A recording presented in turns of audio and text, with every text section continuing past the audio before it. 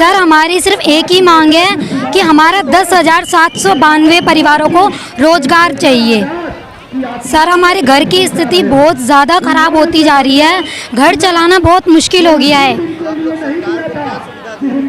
Sir हम दिल्ली में DTC bus martial के रूप में तैनात थे पिछले 10 सालों से। सर हमने बहुत सेवाएं दी हैं हमेशा से देश में। कोरोना योद्धा का हमें टैग मिला है सर दिल्ली सरकार से।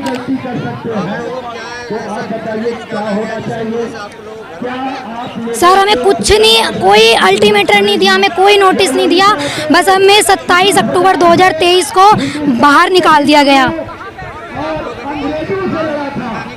सर नहीं, अभी हम कहीं पर भी काम नहीं कर रहे हैं सर, हम सिर्फ अपनी नौकरी का ही इंतज़ार कर रहे हैं सर। इसलिए जब तक हमें हमारी नौकरी नहीं मिल जाती ये प्रदर्शन ऐसे ही जारी रहेगा सर।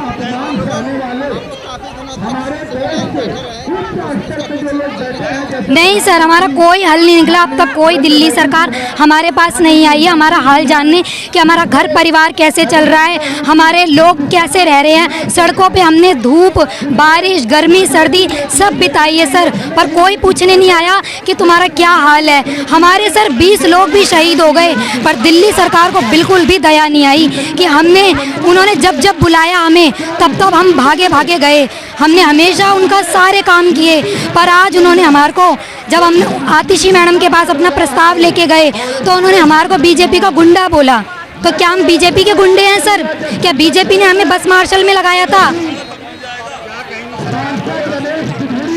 सर मैं यही विनती करती हूँ दिल्ली सरकार से कि जल्दी से जल्दी हमारा रोजगार हमें वापस दिया जाए, नहीं तो ये धरना और भी आगे ऐसे ही चलता रहेगा। सर कोई नहीं मिला। संजय सिंह ने और आतिशी मैडम ने बोला कि ये हमारे ऊपर हमला करना चाह रहे थे। मैं यहाँ पे अनशन पे बैठी थी और ये हम पे हमारे पर हमला करना चाह रहे थे, जिसमें सर हमारे बेरोजगार साथी क्या हमला करेंगे। ना उनके पास कोई चाकू था, ना ब्लेड था, ना कोई हथियार था। ये मरे हुए लोग क्या इनको मारेंगे? जी सर हमारी जो सैलरी रोकी गई थी वो वापस आ गई, पर सैलरी देते ही हमें तुरंत हटा दिया गया।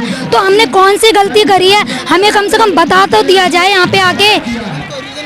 कोई रीज़न नहीं बताया सर, बस जब तक हमारा काम हमसे निकलवा लिया और झट से हमें निकाल दिया बिना कोई नोटिस दिए। तो सर हमें वोट बैंक के तरीके से यूज़ किया गया, कहा गया कि हम इन्हें पक्का करेंगे। तो सर झूठे वादे क्यों करे गए? हमारे क्यों इतने साल ख़राब करे गए कि हम युवाएं हमारे 10-10 साल ऊपर कर दिया, आज हम 30 साल के हो गए हैं। अब बताइए हम कहाँ जाएं? हमें कौन नौकरी देगा इस उम्र में? इतने सारे लोग आप देखिए कितनी तादाद में लोग बैठे हैं, बुजुर्ग हो चुके हैं, कहाँ जाएंगे सर? सर मैं चाहती हूँ हमें सुनिश्चित हमारा 60 साल का रोजगार दिया जाए।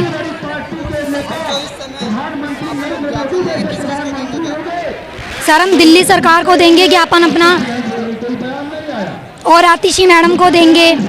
जितने भी लोगों ने मतलब हमारे साथ गलत किया है सर, हम अपना ज्ञापन हर जगह देने गए हैं, पर कहीं कोई सुनवाई नहीं हुई। मैं ये कहना चाहती हूँ आपके चैनल के माध्यम से, पहले तो धन्यवाद कि आप लोग हमारी इतनी सहयोग करने के लिए आए हैं, और दूसरा ये है कि दोनों पार्टी हमें राजनीति का मुद्दा ना बनाए।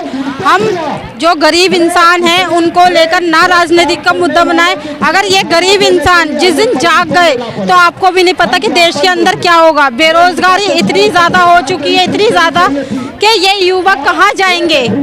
आज ये बताओ, इनकी उम्र निकल गई है, उम्र के बाद कहाँ जाएंगे ये लोग? कोई उम्र की भी लिहाज होती है। जब हमारी पढ़ाई करने की टाइम थी, जब तो आपने जॉब दे दी, 10-10 साल हम जो जॉब करा ली, आज हम कहाँ जाएंगे बताओ? सरकार को मैं यही कहना चाहती हूँ कि हमें राजनीति का मुद्दा ना बनाया जाए। हमारा जो है हमारी नियमित करी जाए, दोबारा से हमें बहाली करा जाए। जितनी जल्दी हो सरकार हमारी सुन ले, नहीं तो आगे जाके हमें भी नहीं पता कि हमारे साथी क्या। 10,792।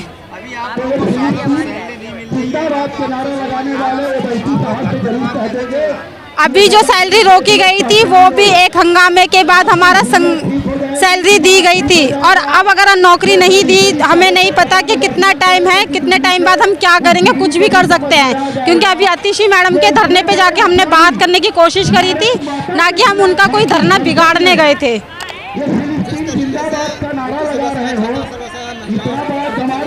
हाँ जी। वोट बैंक किया है उन्होंने, वोट बैंक किया है कि लेडीज तो इतनी करोड़ों में है, ये तो 10,000 है, नौकरी से हटा दो, लेकिन इनके परिवार देखें ये भी तो लाखों में आते हैं, ये कहाँ जाएंगे।